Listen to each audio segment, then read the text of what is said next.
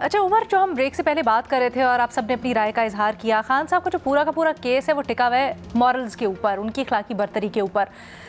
क्या समझते हैं ये सारे सिनेरियो में अभी भी अखलाकी पोजीशन कितनी अहम है? क्या उसके ऊपर कॉम्प्रोमाइज़ करना खान साहब के हक में होगा? उसको वो डिफेंड भी कर लेंगे या नहीं? अलीना देखिए अच्छा आसिफ एक सेकंड दीजिएगा, मैं उमर का कमेंट लेके आती हूँ। जी उमर जी प्लीज।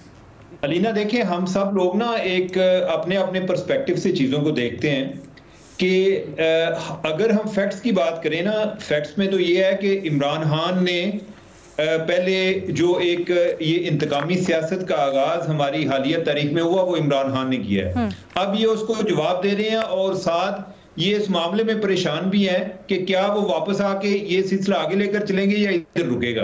अब असल में क्वेश्चन ये है, जो रीमा बात कर रही है जी कि उनके साथ ज्यादती हो रही है, क्या इमरान खान ने आज तक इस बात का इकरार किया कि वो गलत करते रहे हैं? वो आज भी उस बात पर कायम है कि मैं ठीक करता रहूं। अब इसमें सिर्फ ये कह दें, जब हम बात करते हैं जी कि उनके साथ ज्यादती हो रही है, क्या इससे मसला हल हो जाएगा? नहीं हल होगा। इसीलिए जो मैं पहले भी आपसे बात करता आया हूं कि जब तक कोई रूल्स ऑफ गेम तय नहीं होते ना, तो ये रिगिंग जारी रहेगी, ये बातें चलती रहेंगी। हम ये कहते रहेंगे कि सच की बात ये है, लेकिन उधर मामला चलते रहेंगे। जब दोनों साइड जो है उनकी तरफ से कोई क्रेडिबल अश्योरेंसेस नहीं होगी, तो ये सिलसिला अनफॉर्चुनेटली चलता रहेगा। हमें उसके हवाले से बात करनी चाहिए कि हम ये बुहरान से कैसे निकल सकते हैं, ठीक है? इनके अदरवाइज क्या हमारे ये कहने से कोई मामला उधर रुक जाएंगे? नहीं रुक रहे। ये क्रेडिबल एश्योरेंसेस क्या हो सकती है? मुझे बड़ी मुख्तसर बताइएगा ताकि हम जल्दी से इसके ऊपर सबकी राय ले सकें। अलीना, बात यही है कि ये जो इनके दरमियान डायलॉग हो रहा है उसमें कुछ चीजें फ्यूचर के लिए तय कर ली जाए कि भाई पहले आपने भी किया, हमने भी किया, आए इस पे वादा करते हैं कि हम कोई सियासी बुनियादों पर एक दूसरे के खिलाफ कार्रवाई नहीं करेंगे, एक दूसरे के मैंडेट का एहतराम करेंगे। मेरा ख्याल है कि अगर ये बात हो जाए, आगे ये सारी जो हमारी टेंशन है, ये बुहरानी कैफियत ये खत्म हो जाएगी। ठीक है, माजरत वक्त मेरे पास जरा कम है, तो सबसे गुजारिश है छोटा अपना आर्गुमेंट रखें। भट्टी साहब आप जवाब देना चाहेंगे? आसिफ ने उस वक्त, माजरत आसिफ ने उस वक्त कहा आप खान साहब की सिर्फ बात कर रहे हैं, वो तो सियासी वर्कर्स के लिए भी जो मांग रहे हैं रिलीफ, वो भी एनआरओ है। सबको सलाम, आसिफ प्यारे भाई को तो बहुत ज़्यादा डबल ट्रिपल सलाम कि कम अज़ कम इस मुल्क में आप पाकिस्तान तरीके इंसाफ से आप ये उम्मीद लगा सकते हैं, इमरान खान से आप ये उम्मीद लगा सकते हैं। मैडम शेख की जो खूबसूरत अंग्रेज़ी मॉरल्स, मैं इसको बाद में मुंह में ज़ेर लब पढ़ता रहा क्योंकि मेरा मॉरल ठीक नहीं है और वो वैसे भी ठीक नहीं है, लेकिन मैडम शेख का मॉरल तो सारे के सारे जो हाई अखलाकी ग्राउंड्स हैं वो इमरान खान के लिए, क्योंकि इमरान खान ने कहा था, बाकियों ने नहीं कहा था। यार ये जो इतना दिन दिहाड़े डाके पड़ गए अदालतों से लेकर इलेक्शन तक, इलेक्शन से लेकर हुकूमतों तक, ये क्या है? ये जो झूठे मुकदमे बने हुए हैं, कारकुन जो अंदर पड़े हुए हैं, गल सड़ रहे हैं, एक एक वक्त में 5-5 शहरों में मुकदमे हैं, ये क्या है? और एक उसका जो एक पार्टी का हेड अपने कारकुनों की बात करता है, वो कोई थोड़ा जज बन के बैठा हुआ है।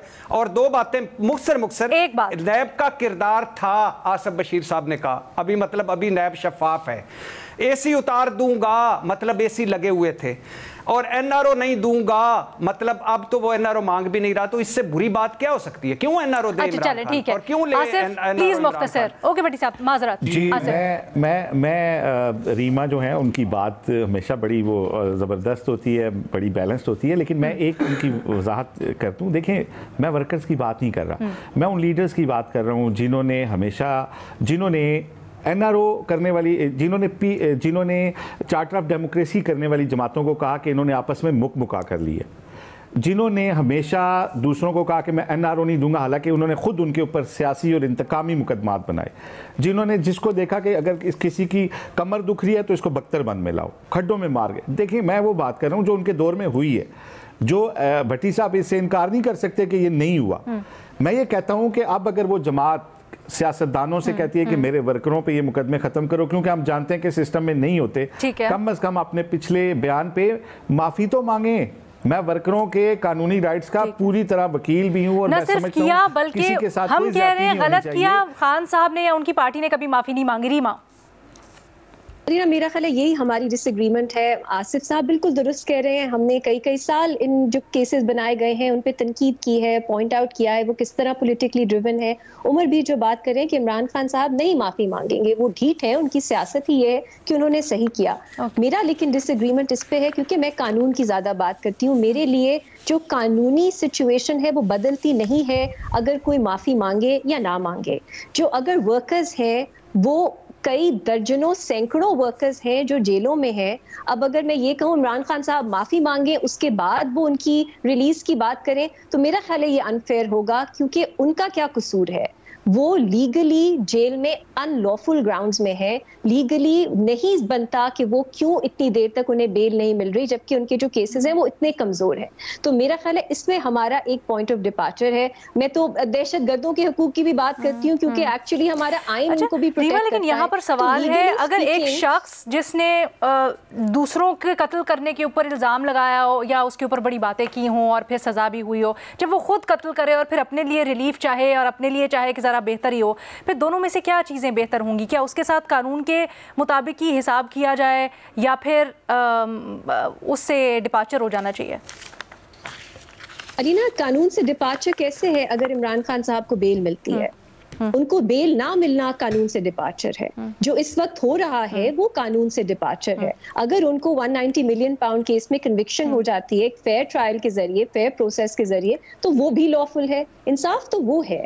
तो मेरा ख्याल है ये expectation, and I understand politically, शायद प्राइवेटली बहुत से लोग ये सोचते हो कि वो शख्स जो एक्चुअली प्राउड है उस चीज से कि उसने पॉलिटिकल परसिक्यूशन की, बट आई विल ऐड सिर्फ पीटीआई नहीं, उसके पीछे एक और अदारा भी था जो उसमें मुलव्विस था और शायद बहुत सी चीज़ों में इनिशिएटिव भी उसका था, वो दोनों चीज़ें साथ ही चल रही थी। तो अब भी वो दायरा तो वहीं का वहीं है। सो वन कैन क्वेश्चन कि वही लोग जो वोट की इज्जत दो की बात करते थे, अपने पॉलिटिकल केसेस के खिलाफ पूरा बयानिया बनाते थे, मूवमेंट्स चलाते थे, अब वो भी कंप्लिसिट है उन्हीं चीज़ों में इस वक्त इमरान खान साहब के साथ। तो ये चीज़ कभी ख़त्म नहीं होगी। तो मेरे लिए, मेरी क्लैरिटी के लिए ये ज़्यादा अहम है कि कानूनी सिचुएशन, जस्टिस की सिचुएशन क्या डिमांड करती है। इस वक्त जस्टिस जो है, जो पीटीआई के साथ परसिक्यूशन हो रही है, मेरी नज़र में नहीं है। और मैं इसमें ये नहीं कहूँगी कि आप कानून तोड़ें या जहाँ वो कल्पेबल हैं उनको आप क्विट करें। यहाँ इसलिए मैंने बात की बेल की, क्योंकि बेल मेरा ख्याल है अब उनका कॉन्स्टिट्यूशनल राइट है, उनके वर्कर्स का जिनके खिलाफ ये फ्रिवलेस केसेस बनाए गए हैं उनका राइट है। मैं क्विटल की बात नहीं कर रही। ठीक है जी।